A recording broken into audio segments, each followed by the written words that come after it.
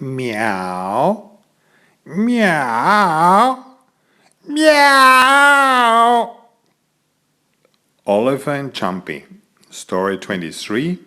Hiccup. One day I started having hiccups. I could not stop. Jumpy tried to frighten the hiccups out of me, but I only had to laugh, while still having more of them. After a few sleepless nights, I suddenly remembered the story about Hiccup Mountain and the hiccup bird. There is a tall, steep mountain nearby with a very hard to climb rock face. This mountain has a nest right on top.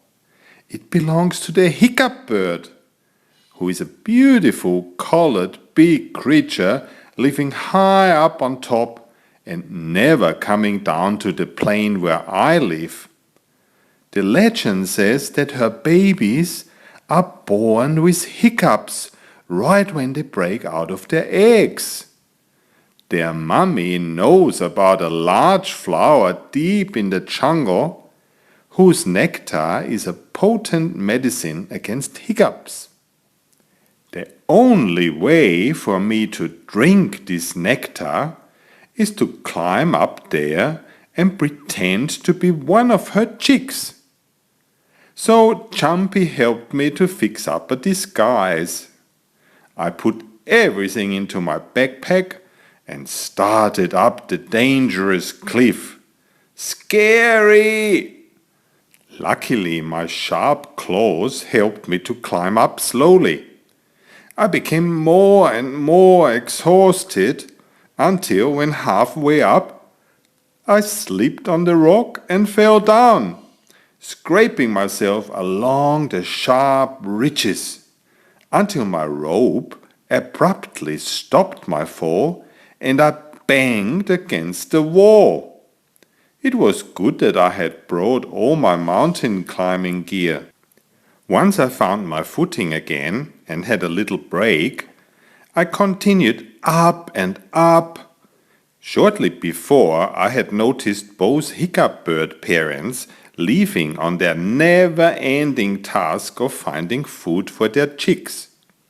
So this was the best time to get into the nest. Shortly I had reached the top and could immediately see the nest with the 3 hiccuping chicks. I quickly wore my disguise and pushed into the nest next to the protesting birds. After a while they settled down and accepted me in the nest. All of us were having hiccups while we were waiting for the parents to get back. A little later, Mama and Papa returned. We all made a lot of noise to be first to get fed. I was the biggest, so after hesitating a bit, she started to regurgitate the nectar in my mouth. Lucky that birds are not that clever. She never realized that I was not her baby. I could already feel my hiccups getting less frequent.